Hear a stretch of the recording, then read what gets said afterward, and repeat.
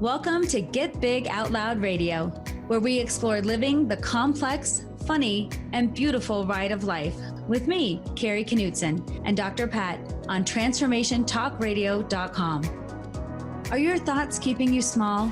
Are you ready to get big? I will offer you ideas to transform what you are thinking into conscious action.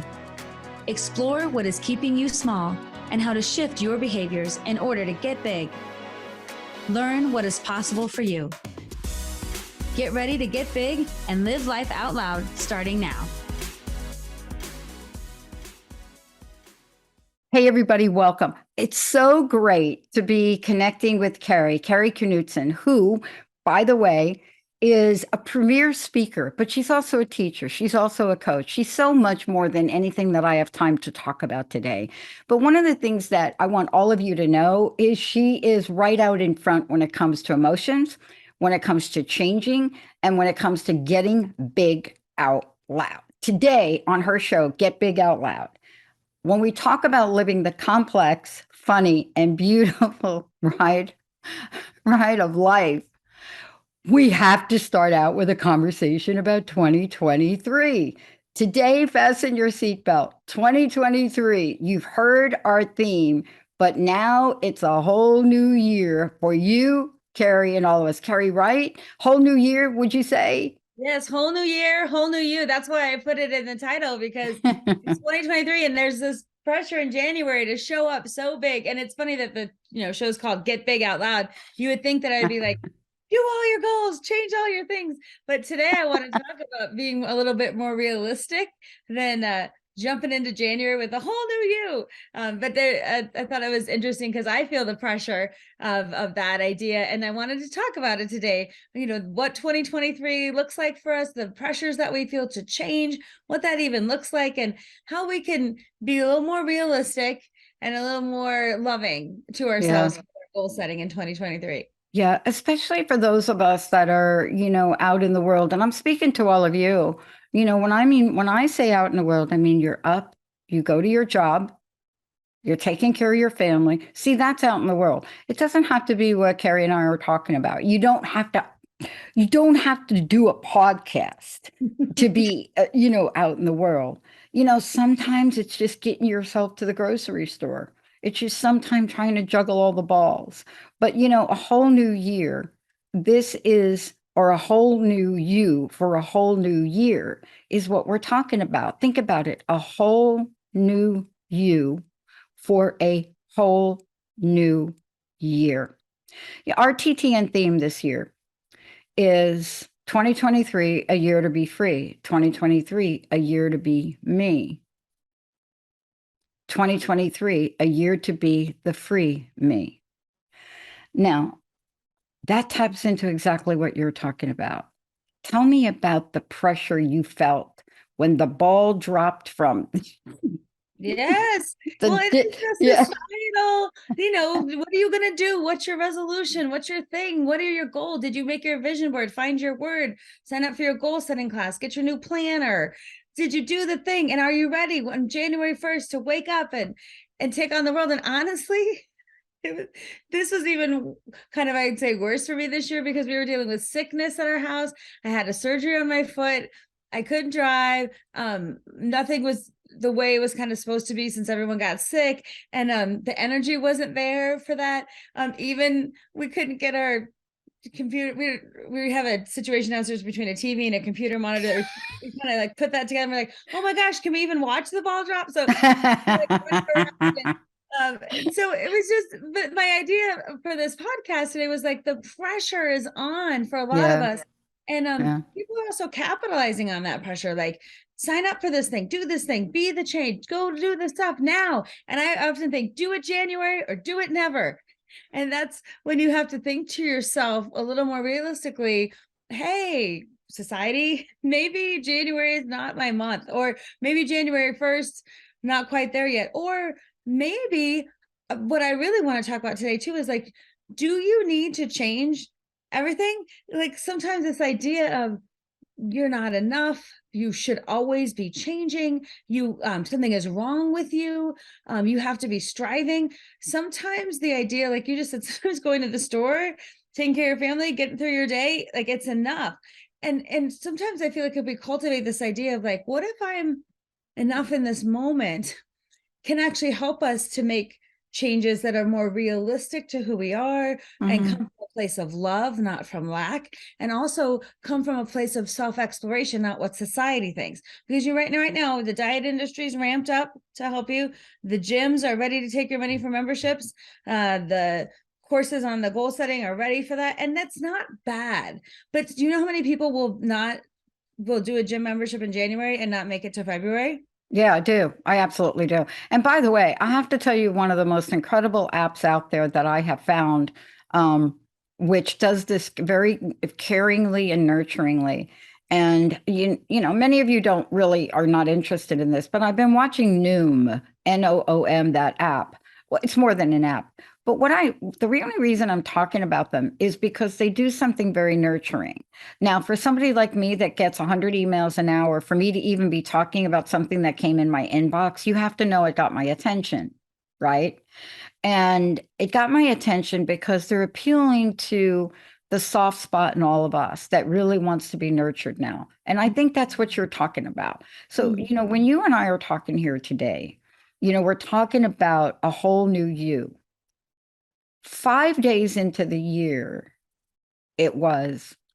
And I realized that one of the things that I'm changing already isn't my goal list, isn't my vision list. Of course, I looked at that over the weekend. But I realize when I'm talking to people and staff and clients, I have to communicate in more detail. Now, people may think, wait a minute, seriously, what's a big deal about that?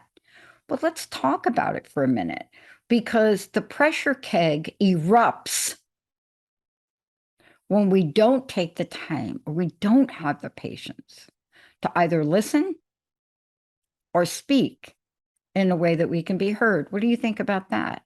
Yeah, the whole idea of nurturing yourself, that's exactly what I wanted to bring up in this show about, like, how do we get quiet enough with ourselves to even know what we want to work on for us. Again, there's a lot of societal pressure. There's a lot of push to the lose weight, save money, take a trip, spend more time with your family, do whatever. Like, there's 20 things that everyone's supposed to be doing all the time right now. And sometimes you have to say to yourself, like, if I was really nurturing myself, would I put all this pressure on myself to change tomorrow?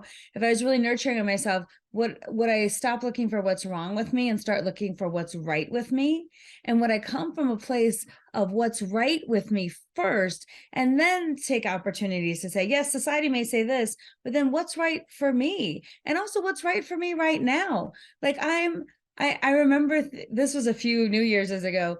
I remember this idea of, like, I was so busy between two jobs and my kids were smaller. And I thought, like, oh, I should take this certain class right now because it's offered. And I should try to lose weight right now too. So I'll sign up for this thing. And I'll also volunteer because I should do that. And I took on these three and I failed so miserably. And the crazy thing was, if I looked back on it, I thought, weren't you already doing enough? Like, why did you pile on those other things, and then you failed, and then the feeling of failure was so hard to climb out of, right? But if I was coming from a nurturing place of, I'm enough, what I do is enough, then there's the opportunity for you to say to yourself, what matters for me right now? And in January, you know what, this January is not the time of a radical change. Just my bar right now is getting everyone healthy, right? Recovering from my foot, and being able to walk upstairs again and do laundry again, and make smaller, more realistic goals around my health and my family for where I am now. And that's, again, from a nurturing place. So you may be in a place in January ready for growth, ready for change. And that's fantastic. If it's what I'm encouraging people are thinking about to do, is from a place of love for yourself and from a place of enoughness, and not to collect these goals as like trophies. Look what I'm doing. Look how busy I am. Look what I'm achieving. Because our achievement-based culture is like, what are you achieving? What's your worth based on what you've done? Did you get all your things on your to-do list done? Okay, then you're worthy. And what I want to speak to is the idea, what if you're worthy right now?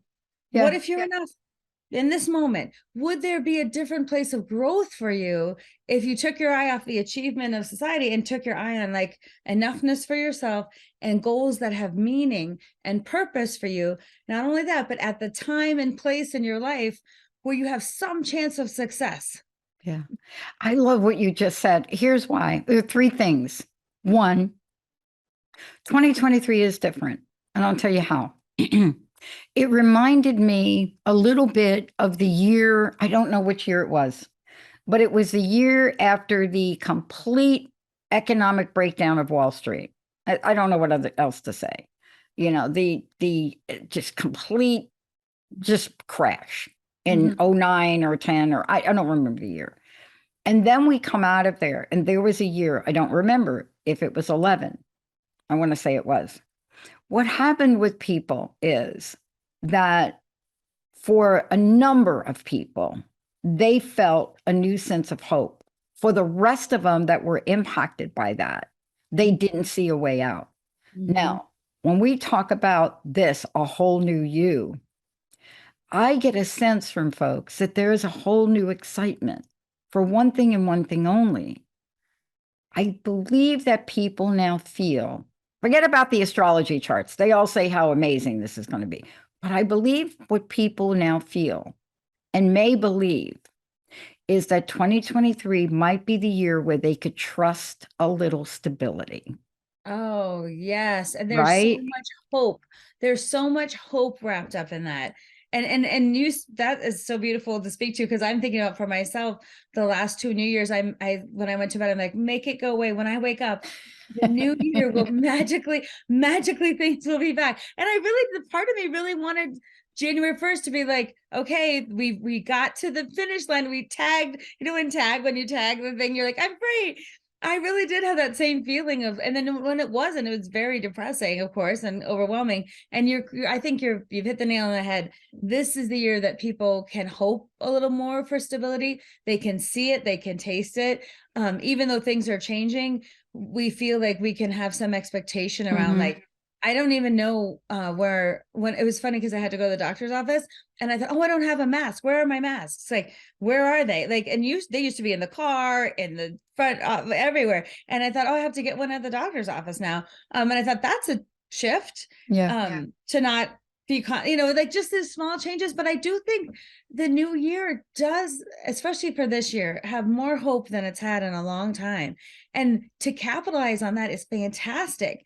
And to honestly look at yourself and be like, I need this. I need a little hope. I need a little opportunity for stability. I need the chance to dream past just tomorrow. I think that's all beautiful. And I think capitalizing on that hope is really important for a lot of people right now, because we want to feel something. We want to feel like we can go forward and kind of take a collective breath in terms of like, I can maybe expect, maybe I have some, like you said, some stability this year in my expectations. And that's another reason it can feel great to dream and scheme and grow, because you're not in crisis, Yeah. all the time. And that you speak beautifully to that. Well, that's what we're going to talk about, because now this kicks it up for us now, because you know what I used to love. Let's take a short break. You know what I used to love?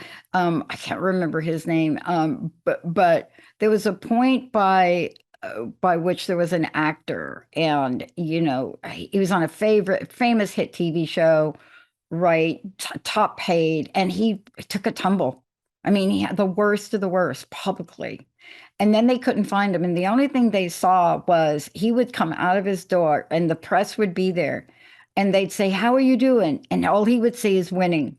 He'd give him a thumbs up, winning. That term winning became such a powerful one-word statement for a person, a man, high-profile actor, that was taking accountability for his life. And that was his mindset, winning.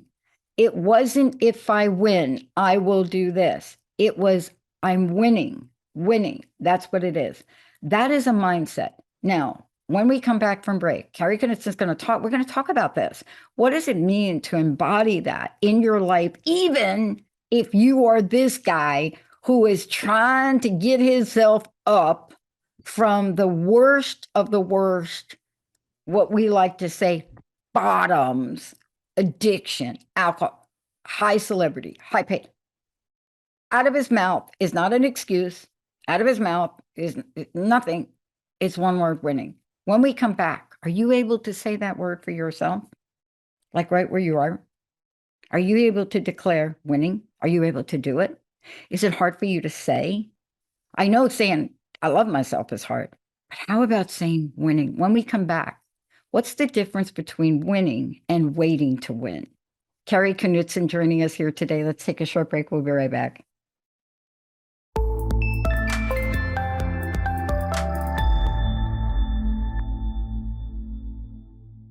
Hey, everybody, welcome back. Welcome back to Get Big Out Loud. Kari Knutson, this is her show. Kari Knutson, here's what I want to say. You know, you hear her talk about so many things, but I want you to know two things. One, she walks the talk, but the other thing is these things she incorporates in her fabulous, pivotal coaching platform.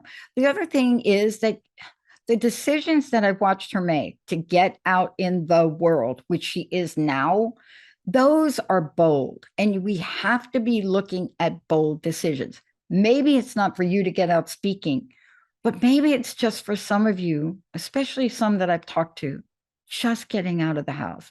Kari, before we talk about winning, how can we find out more about you? Tell us about your coaching. Tell us what you're up to. Yes. Okay. So you can find more about me at knutsonspeaks.com. It's KNUTSON speaks.com. And I'm doing what I'm so excited about is in my work, I'm training, which I'm running a big training events, and I'm doing consulting with people around their companies and growth. And I'm doing workshops and I'm doing presentations and the coaching that I'm doing, small group and individual. It's all based on getting big, living your best life, thinking about how we can use psychology to shift how we think and how we then behave and act.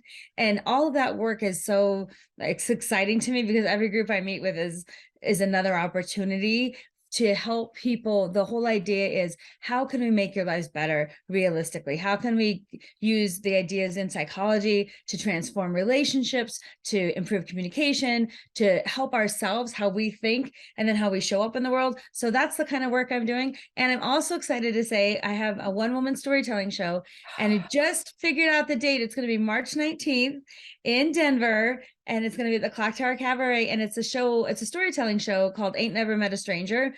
And it's all about our journey as humans through life and our connections, and it's humor, and it's just a fun night out. So there'll be more information on my website about the show coming up in March. So I'm excited for that. Congratulations. Because, look, I want to talk about winning. People ask me over and over again, like, what did you do through COVID? I get a lot of COVID questions now. And then there are people that don't even want to talk about COVID, but that's not the point. The questions I get are, and I ask, why are you just asking me about COVID? Let's talk about the rest of my life. Let's talk about what does it take to go beyond resilience? I said, I think resilience is great, but it doesn't really talk about winning in life. And I love the word winning in life. And the reason I love the word winning in life is you could define it.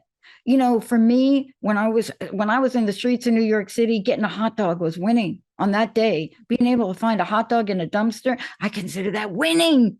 That was winning.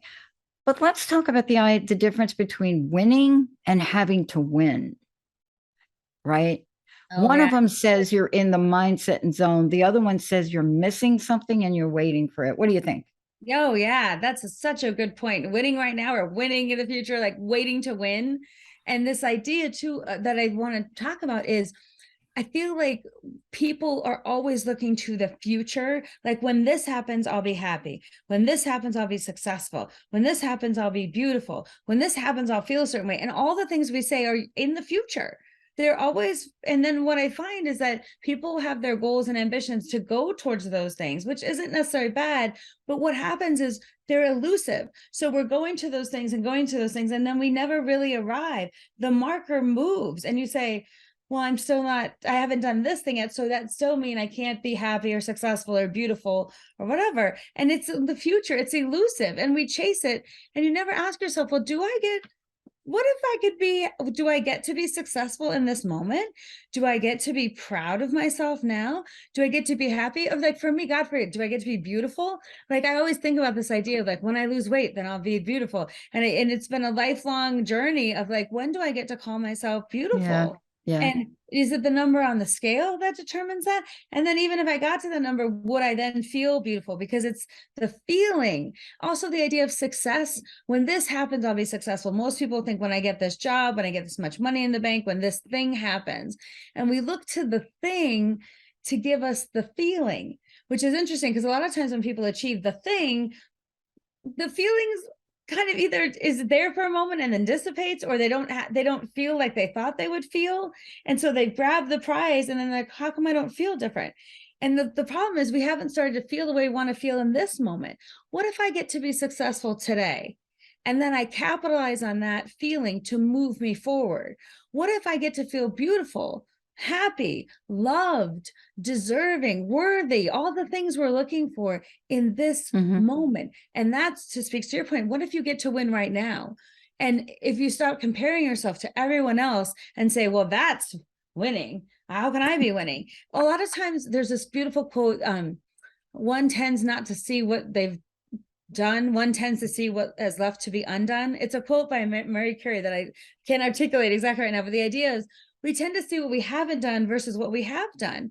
And that idea sometimes of just saying to yourself, where am I right now? Let me take a little look back and see how far I've come, or see what winning is to me. When the bar is more realistic, more of us get to win in this moment. And you don't put off winning to a future moment that is elusive and you may not get to anyway. That's where hope disappears. That's where motivation gets, where does that go? And that's also when a lot of us are walking around feeling like, because we haven't made it yet, that we've failed.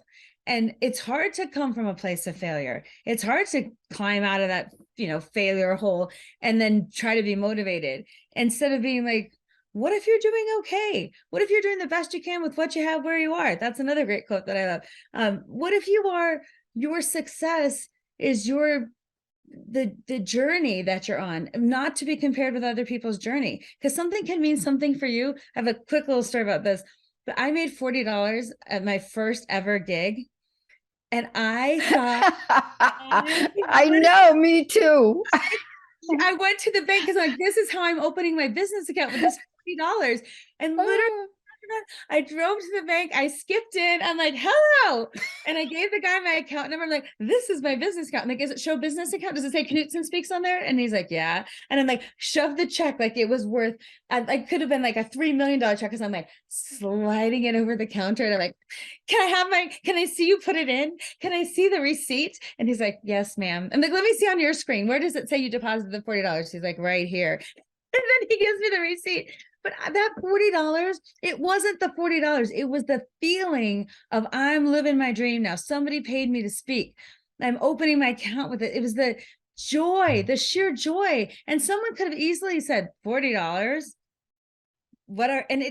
It's easy to look at the thing of $40. Is that even anything?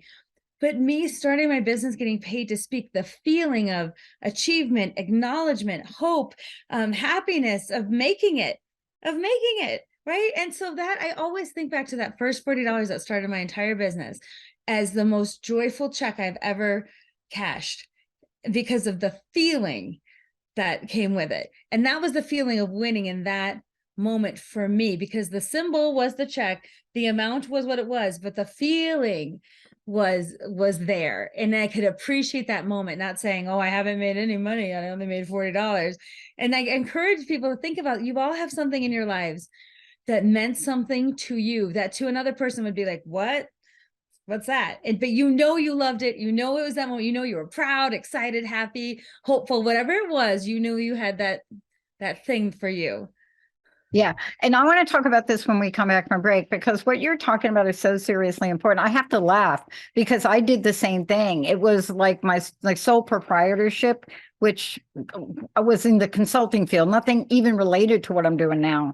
But it was a really small amount. I don't know if it was $40, but I had the same excitement I was like, back in the day when we used checks, right, to deposit, it was like you had your little check and it was written out to you and you took your check to the bank and there was really nothing in there except the amount of money that you opened the account with. Like, I don't even remember, like it had to be $25 or something to open up the account. And you went back in there. But, one of the things I love about that and where we are now, what we're going to talk about next is this. When we talk about a whole new you, here is me. People ask me, what's on your top 10? I said, I can't even think of 10, but I have a top 3 as you go into this year to look at closely for yourself. The most deadliest thing that I have found within myself, which I don't do very much anymore, is comparison. And we're going to talk about comparison when we get back. I get asked the questions a lot, and I love that question about what if you win? My friends, we did an exercise on what if you win the lottery? So my answer was, in a group of I don't know how many people, my answer was create a better world. And my friend looked at me and said, wait a minute, you're doing that now. Isn't that what you do now? Isn't that like part of what your theme is now? Isn't that like something about the talk thing you do? Isn't that like create a better world? I said, yeah. So you're just going to do more of it. I said, exactly. But isn't that funny? Like, don't you do that now? Like, I do that now. If I won the lottery, I might do more of it. But you're right. You're winning right now. But sometimes it takes outside people to tell us the thing that we're thinking, because again, it's that not enough, haven't achieved it, could do more, keep going bigger. And that again isn't inherently bad, but sometimes it keeps us from recognizing where we are, what we have, and come from that place of what if I'm winning now? Exactly. What if this is winning, actually? I love this because, what I said to her, look, I mean, the conversation went on because everybody was like, seriously, of course it's you saying that. It's like, one of my friends said, well, it's like when you watch some of these contests and, they ask them, what do you want? They say world peace. They said, that's you, Pat. I said, okay, but I didn't say world peace. I said, but here's the thing I love about this. I would do more of it and I would do it easier and I would have more resources to do it. But what's really the question? The question is what's in your heart. When we come back, we're going to talk about what's in your heart. And we're going to talk about what casts the shadow over your heart. And I'm going to tell you the number one thing, back to what I answered, is the number one thing that will cut your dream off faster than you can imagine is when you pause to compare whatever it is you're doing to another person, another place, another thing, albeit living or dead. When you compare yourself to somebody that lived before you and you try to measure yourself up, or you compare yourself to the Joneses, whoever they are, when we come back, we're going to talk about how do you fully embody whole new you that is you, not you, in comparison to Sharon Stone. Let's take a short break, everybody. Is that because you look like Sharon Stone with your hair? I don't know if I do. Let's take a short Sharon Stone break, okay? Let's take a Sharon Stone break, everybody. I love, okay, let me answer your question before break. Sharon Stone's coming up for me because there are a lot of things that Sharon Stone has done in contributing to helping others that people don't know about. Beyond phenomenal movie that nobody ever forgot, Basic Instinct, beyond that, her role and her support across the board of others has been pivotal. And we don't talk about that enough. But whether it's Sharon Stone, or to be more contemporary, as I'm often reminded to be, Selena Gomez, it doesn't matter. Do you know that you're enough? When we come back, whole new you is enough. We're going to talk about that and what the downside and upside of comparison is. Let's take a short break. We'll be right back with Get Big Out Now Loud with Kari Knutson. We'll be right back.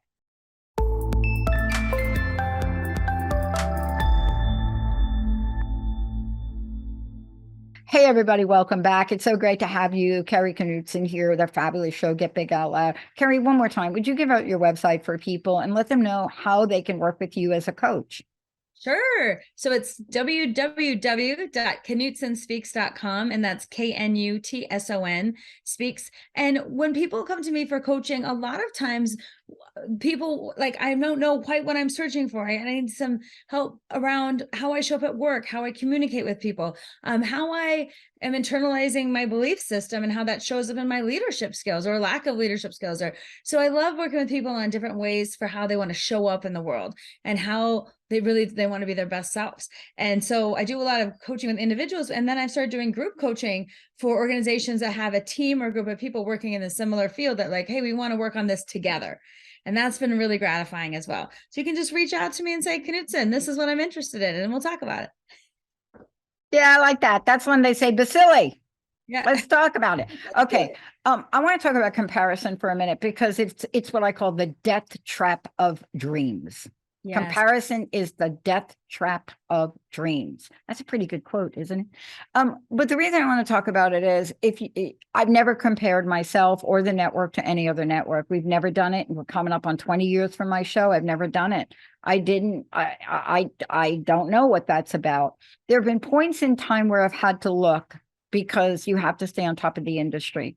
But you know, and I know, when you start comparing yourself to another, especially as it relates to you launching your dream, your life, your idea, you know, you compare yourself. Maybe you compare your kids. Maybe you compare your dog. It's like, my dog's not pretty enough. Whatever that step is, it literally deflates and negates self-confidence and self-worth. What do you think about the idea of whole new you and this thing we do in comparison?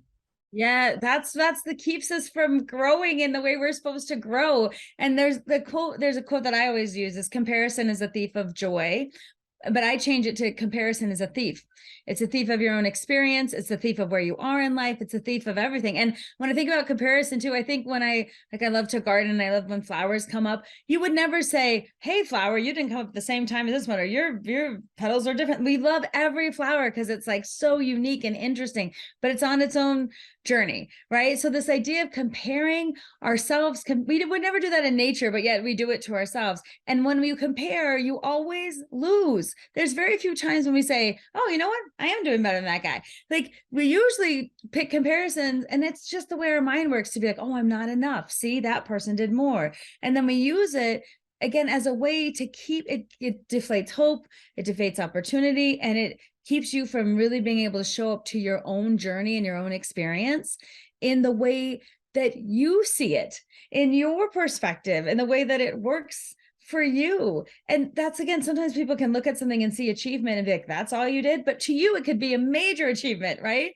And I'm going to tell a quick story about a comparison that I think shed some light on this. So we were driving to a friend's house one day that my daughter had never seen this house before. And she was 6 when this happened. And Claire and I were driving to my friend's house, and we pulled up, and this house is huge compared to our house, right?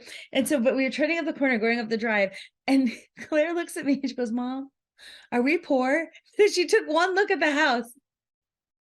And I just see this as a house that I've gone to, you know, that's my friend's house, but her seeing it, she goes, and she just looked at me, Mom, are we poor?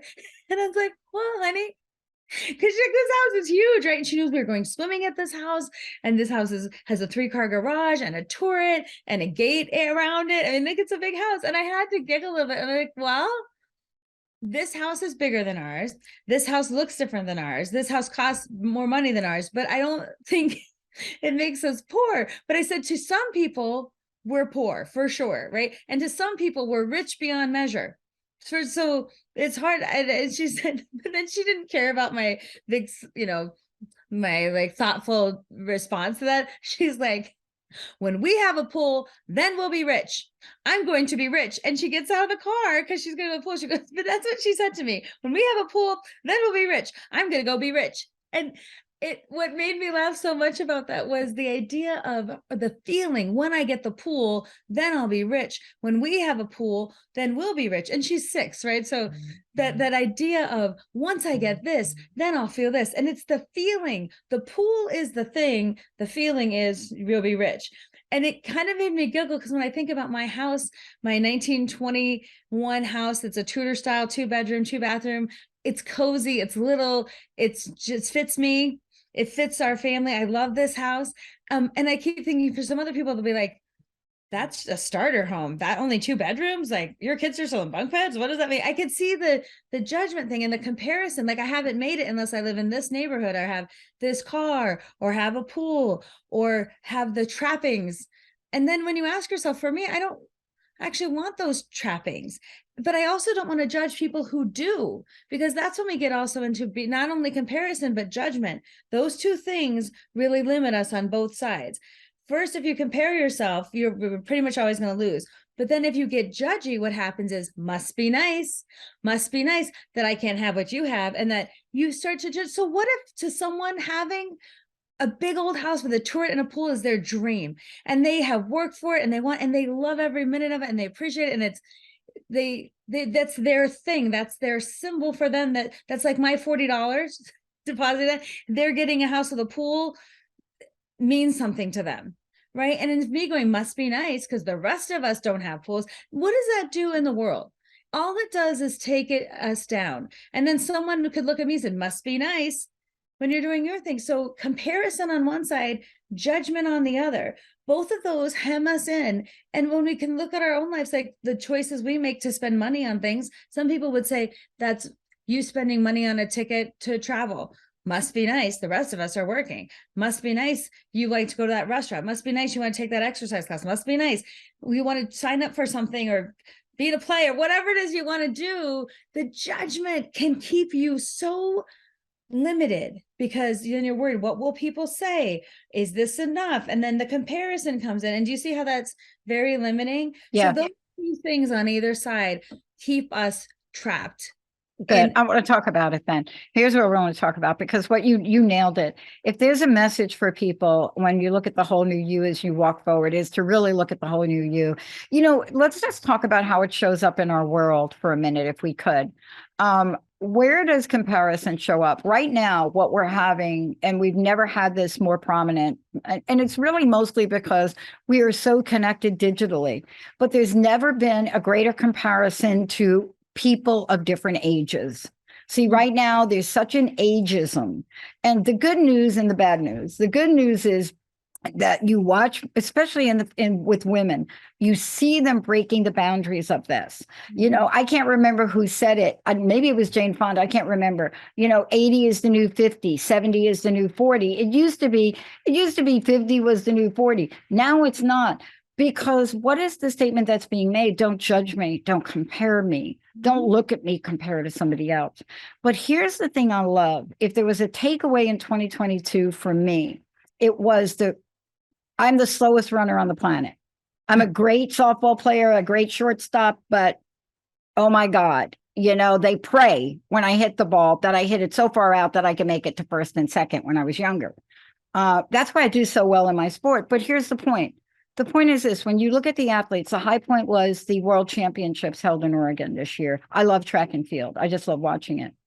And what the overriding theme was that I walked away with, these are people that compete against other people. But the overriding theme was almost all of them wanted to break their own records. You see that energy? And they did, and they broke world records, and it was an unprecedented United States winning at the track and field world. But the theme was, I don't need to beat Joe. It was, I am here to beat my record. And there was one track and field individual in particular who broke his own record and said, I'm going to break my record again. You see? That is not a comparison, but in a sport where you are compared, sure, there can be a goal where you're in the world and you want to be the best version of yourself. I'd like you to talk to that. Yes, that's so beautiful, because the idea of like, again, a whole new you, a whole new thing. Like part of it is like, am I enough in this moment, first of all? And then to become that person that I want to be, can I do it from love? Can I do it from besting myself, my own efforts? Can I tweak things and shift things that work for me? And can I be proud of myself on the journey? Can I be proud of what I'm doing and look at the journey, not even the goal as the thing, but like, am I growing? Am I shifting? Am I being open to things? Am I being better to myself than I was before? And is this goal matter to me? Why? Okay, then there's motivation around that, but there's also has to be self-acceptance, love, generosity, and the idea of I'm competing only in my, and making up things. Like we are meaning making machines. What matters to you and what matters to me are all, we make meaning out of it through cultural history and our family dynamics. Like people say, this is important, do this thing. But really, we're all kind of like, you're like, I've never played table tennis in my life, but your life, there's a defining part of your life that is right, that defines part of your life. And for me, music will define part of my life, and other people like that doesn't mean anything to them, right? And so when you think about your becoming your best self, right, and what it means to be a whole new you, the idea isn't like, sometimes like, if you don't need a whole new you, what if you need to tweak the you that you've got and then keep working on it to in a way that is congruent with your value system, in a way that feels good to you, in a way that doesn't compare or judge, in a way that says, I'm just looking to beat my own time. I'm just looking to increase my own situation. I'm on my own journey. And I think when we can do that from a place of love, there's actually a lot more motivation, because it's reasonable. It's not like this pie in the sky. And then most of us set ourselves up to fail because we have this pie in the sky ideas. We're going to work really hard. And then what happens when motivation goes out the door? Then we can't do it. What happens when we get criticized? Then we get off our rocker. What happens when the timeline isn't what we'd hoped for, and a life intervenes and sends you somewhere else? And then you're like, well, I guess I can't do this now. All or nothing. I did it or I didn't. I can make it or I can't. And sometimes it's like, what if we got smaller? What if we focused on like, how can I direct this in a way that's more realistic? And how am I already winning? Right? That makes me feel like, oh, I can try this now, or I can do this. How do I have the confidence to try new things? It's because I believe in myself, not because you gave it to me or someone else did, because I want to try to beat my own thing or change my life. And I want to speak to this real quick too, the idea of like changing my life. Sometimes when you say that, you think, well, what about my life? Do you really need a whole big change? Or are there some things when you think about like, would you want to change your whole life really?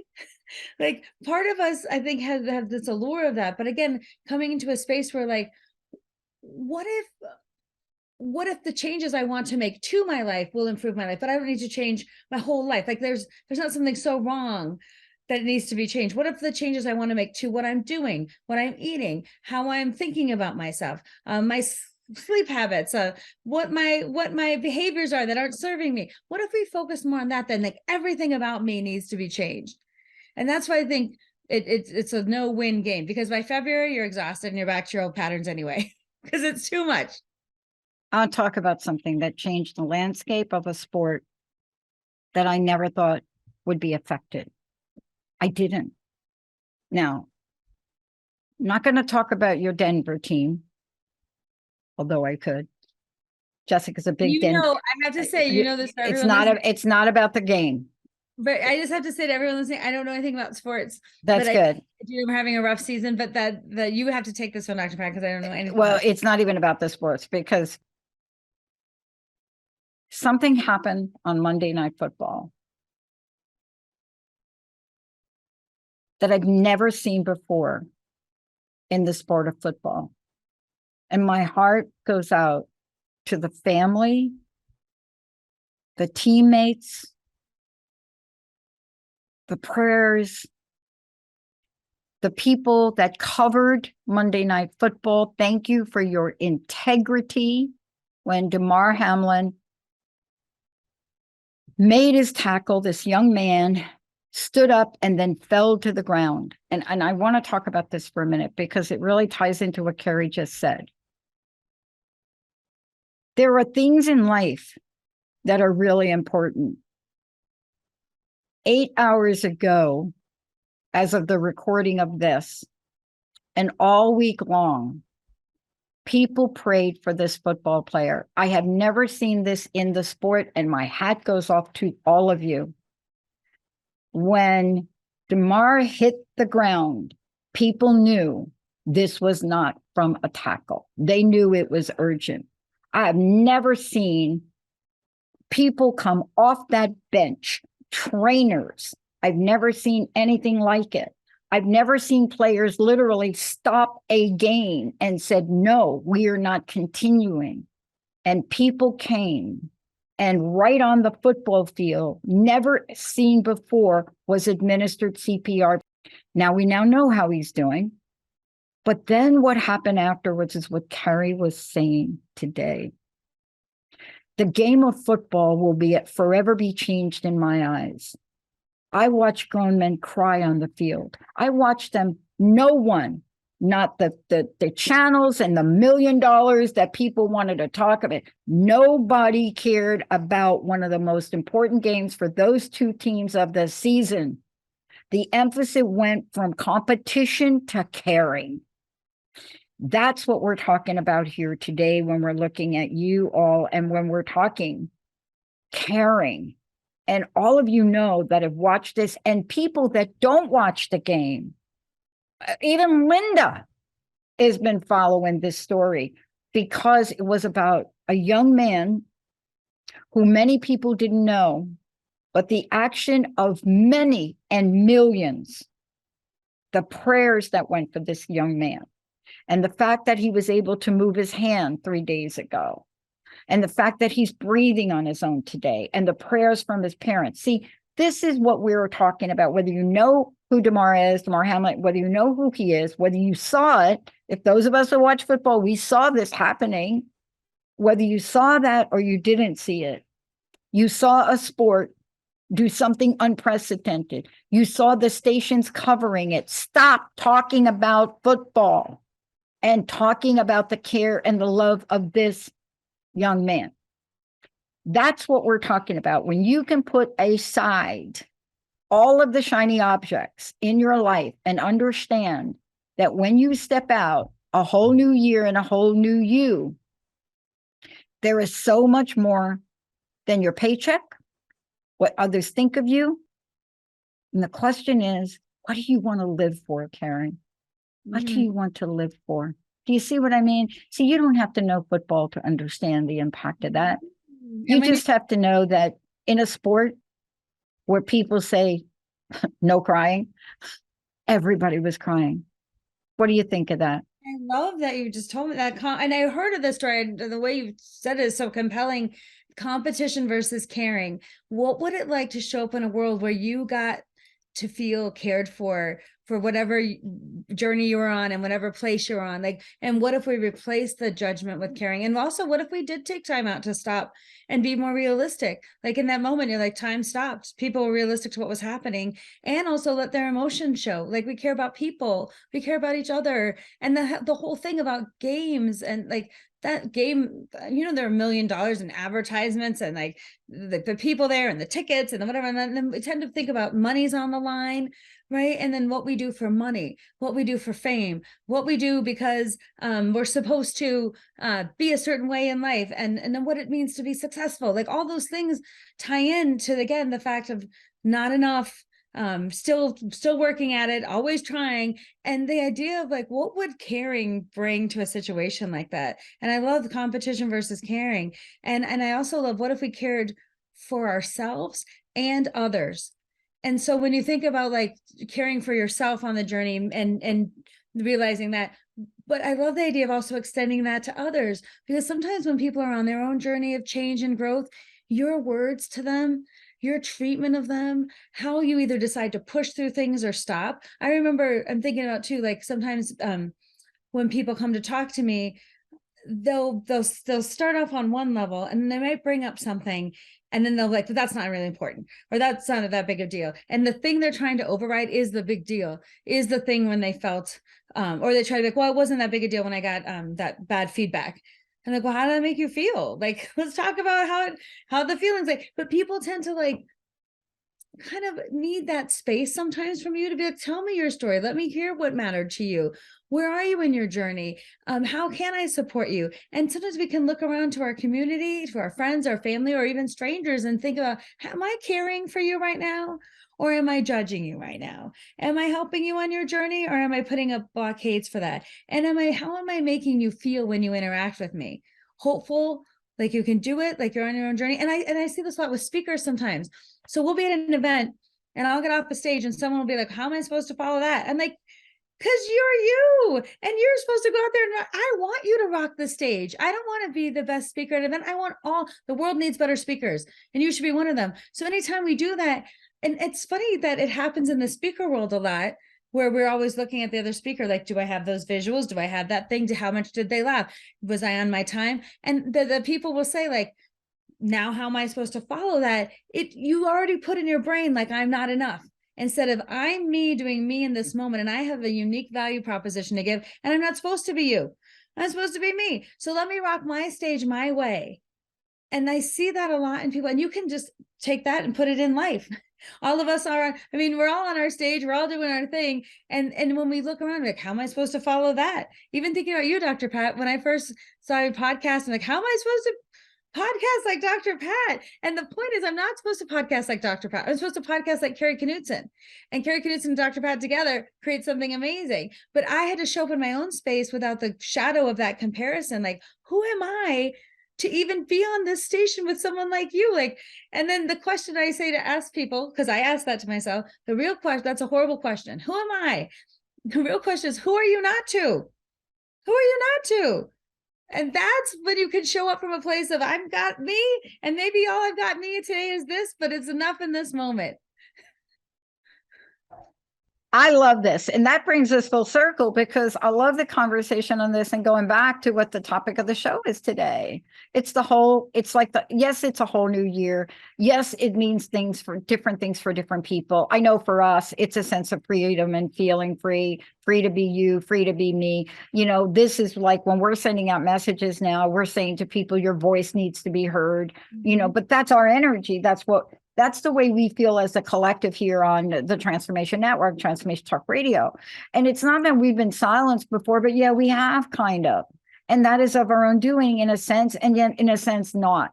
And so now as we move forward, let's ask this question. There are things to ponder. There are messages that you set the example for. You talked about it last year. You said, I'm making a career change. I'm doing this. I'm going out on my own. I'm boldly into the night. Whatever the Star Trek version of that is, that's what you're saying. And we're seeing different things across the board. We're seeing changes across the board. But I would love to know, you and I will have many conversations, but this one is so very important. My mom used to say, you got to get up on the right foot. I said, well, I start with my left foot. My mom used to say, that's not what I meant. But I do start with my left foot, because I play a sport where my left foot is always first. Sure. Right? I mean, your stance in this sport, your left foot has got to be first if you're right-handed. But that's not the point. So what's the closing message for us today? What do we want to leave people with? Because you and I have one thing in common around this topic. We do want people to have the best version of who they are show up in a stress-free, optimistic, blissed out way, don't we? Yes, we do. And we want that for everyone, because the world moves forward when you show up as your best self. The world moves forward when you share your gift. The world moves forward when you're not under a cloud of comparison and judgment that keeps you from sharing your gifts with the world in the way only you can share them, doing the things that matter to you in a way that means something in this world. And that's the whole idea of now January's here. We're all collectively taking a moment to be like, what do we want for the new year? And again, that's powerful. And using, I think what my message to close this with is, instead of taking that as a call to like change everything tomorrow, you're not enough.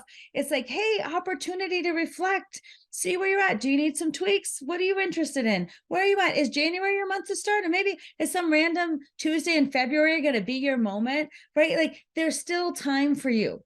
And that's the message. There's always time. You can wake up in any moment. You could even be in the middle of your lunch break and think, okay, I'm ready to make the change.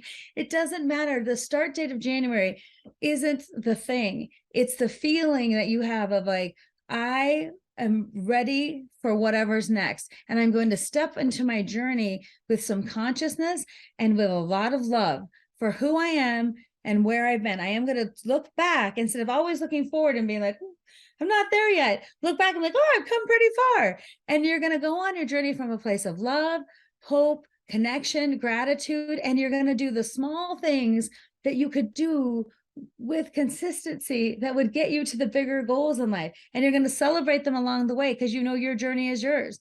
And for all the checks I've cashed since that $40, you know, the check I remember most, the $40, right? And you're going to go back to those moments and you're going to look, that's what I mean, look back in order to look forward and take in those things about you. That's like, I don't need to change everything, but I can look to this new year and be like, how do I want to show up to this year? How do I want to be in this moment? And again, criticism, comparison, judgment, you can look at those things and be like, okay, one of my goals for this year is to let those go aside. And so I can step in to who I'm supposed to be in the way I was meant to be, free, loved, cared for, and enough.